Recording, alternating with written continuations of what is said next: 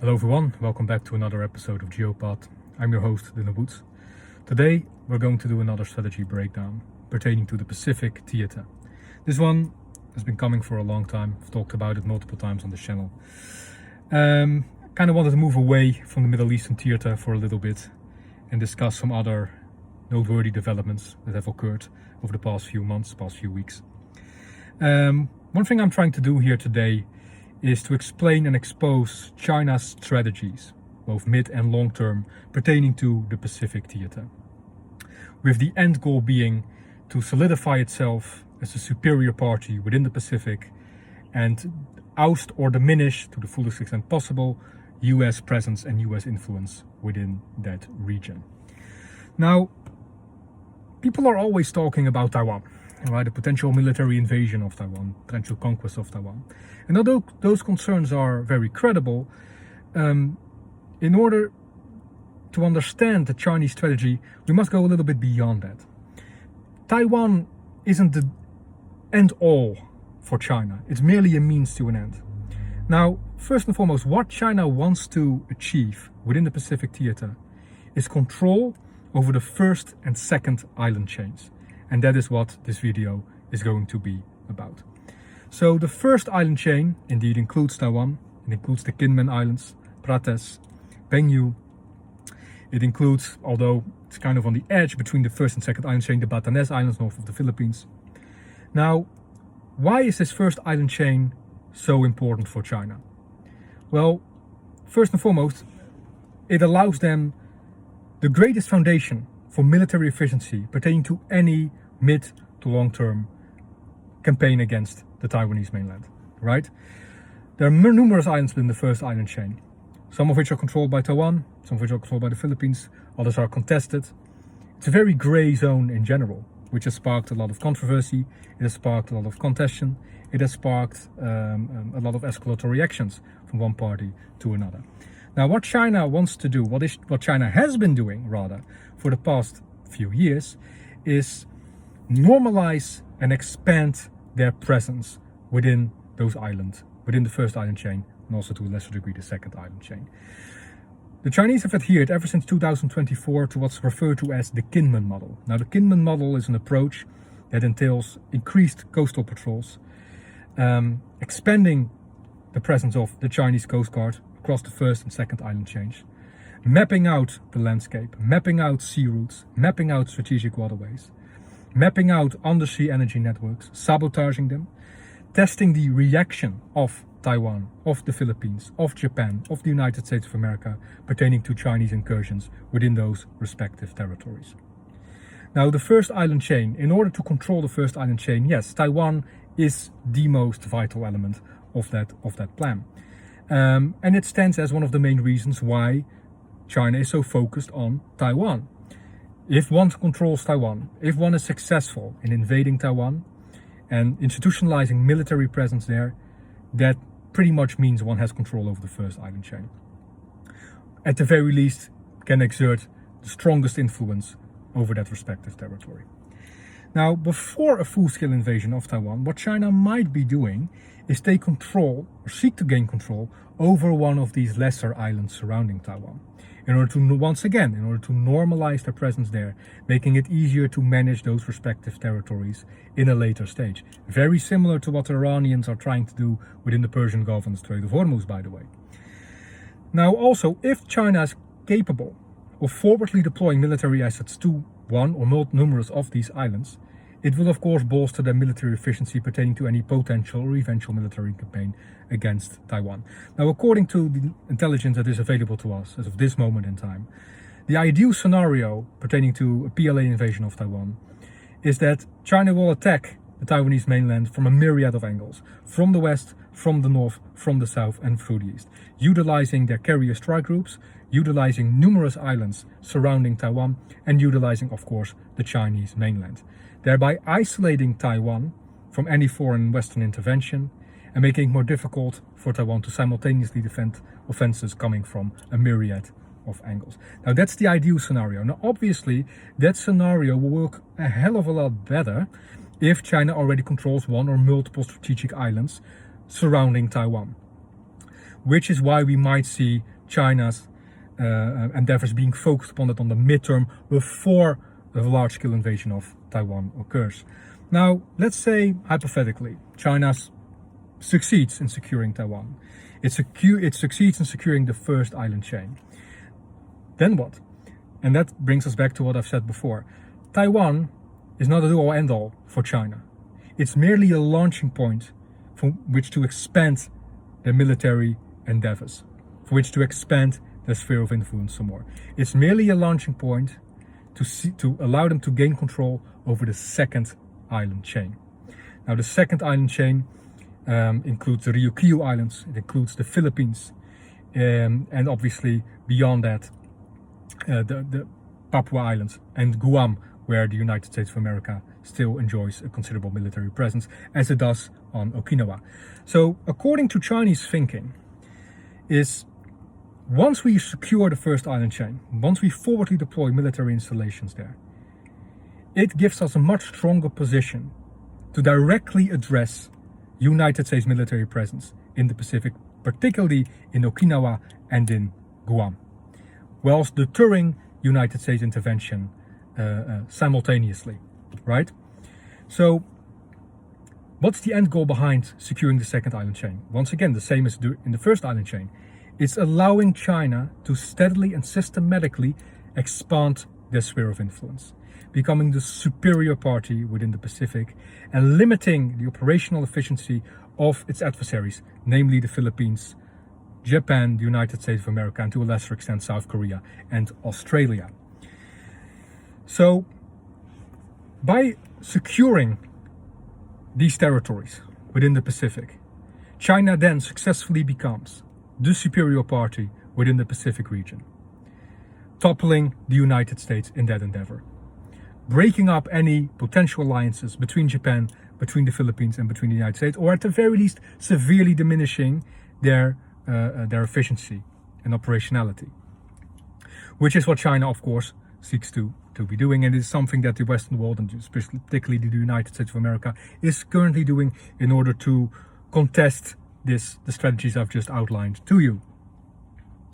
It all comes down to China enjoying a hegemony within the Pacific theater, where they can degrade the influence of the United States to the fullest extent possible, or ideally oust them from the Pacific entirely, and also increase the positioning pertaining to future potential or eventual large-scale conflicts between China and the United States of America themselves. And that's, of course, their long-term strategy, the pinnacle of their 2049 project, in which will see China become the sole, or at the very least, the dominant superpower across the globe, militarily, politically, and economically, which is also another advantage of securing these island chains, which will allow the Chinese Coast Guard, which will allow the PLA to exert more control over strategic straits, over economic waterways pertaining to the first and second island chains, thereby further solidifying their hold on the territory, creating a status quo where the PRC becomes inevitable pertaining to global economic prosperity and economic trade coming or originating or has transpassing through that specific territory. So the first and second island chains are instrumental in China's long-term objectives. It's not just about Taiwan. It's not just about the Philippines. It's not just about Japan. It's about the straits, the islands, the general territory surrounding it. That's what's important. By securing the first island chain, by securing Taiwan, one has a better position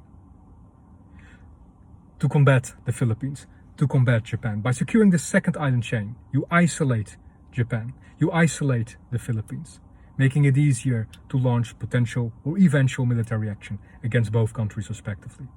By securing fully the Ryukyu Islands, the second island chain, one finds itself in an optimal position to challenge US presence and US influence within the region, to challenge Guam, Okinawa, just to name a few. And that is what China is looking for in the end. One must understand that Taiwan, the Philippines, and Japan are not sole objectives on their own for China. It isn't about conquering Taiwan, it isn't about conquering the Philippines, it's about conquering Japan, although that sounds incredibly unfeasible. It's about expanding one's sphere of influence, to bolster one's deterrence, and to normalize one's superiority in the eyes of the geopolitical community. And one doesn't always need to rely on large-scale military campaigns in order to achieve that. Iran is trying to do something similar in the Strait of Hormuz. Normalize its control, normalize its management of the strait, hoping that that will eventually lead to legitimacy without having to suffer much military consequences, or at the very least as little military consequences as possible. Now, what can one do to address this strategy? Well, first and foremost, securing the first island chain to the best of one's ability, which all comes down to arming Taiwan as much as possible.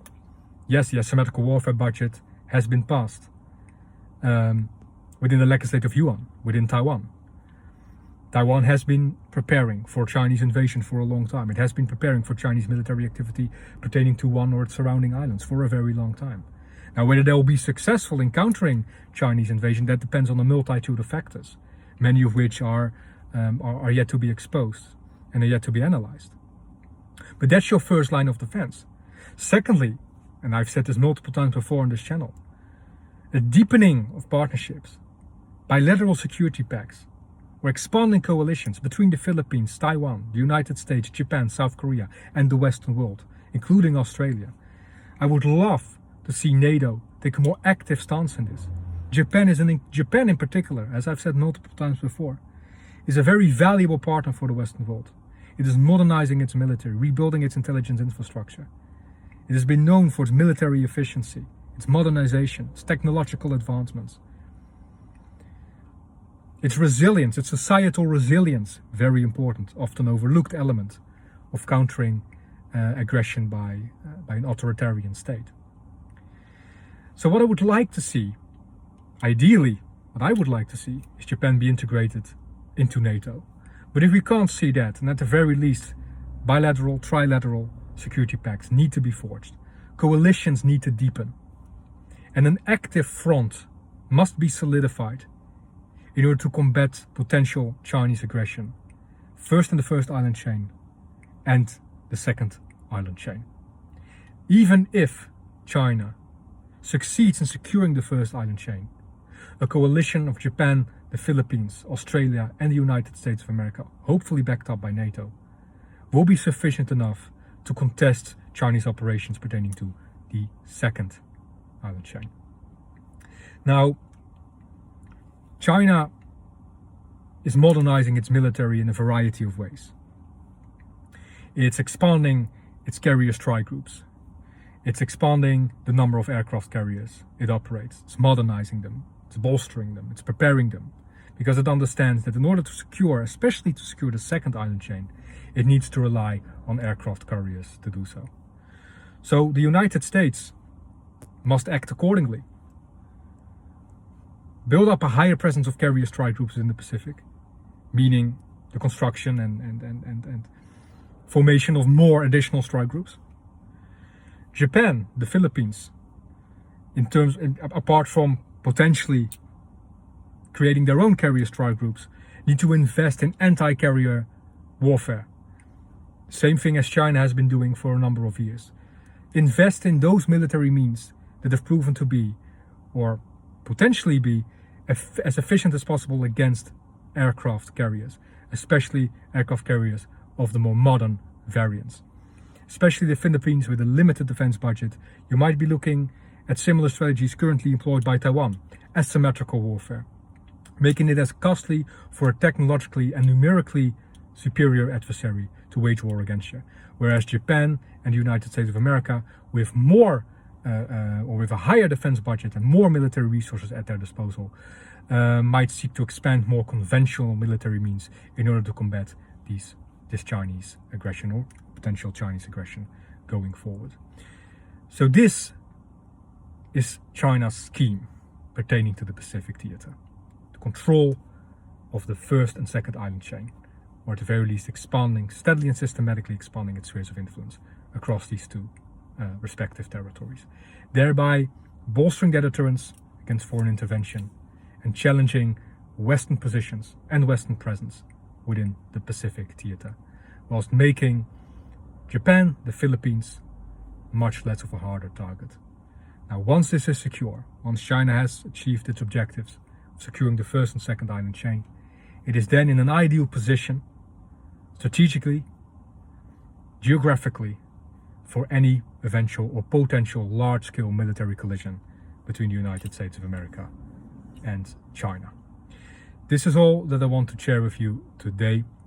If you have any comments for me, if you have anything that you like to discuss, if there's something that if you have a question for me, if there's something that you like me to address, please feel free to leave it in the comment section down below, and I'll see what I can do for you. If you could leave a like beneath this clip, if you could subscribe to my channel, it would all be greatly appreciated. I'm trying to expand this channel as best as I can, and I hope that you guys can support me in that regard. Once again, thank you very much for taking the time to watch this clip today, and I hope to see you all again next time. Thank you.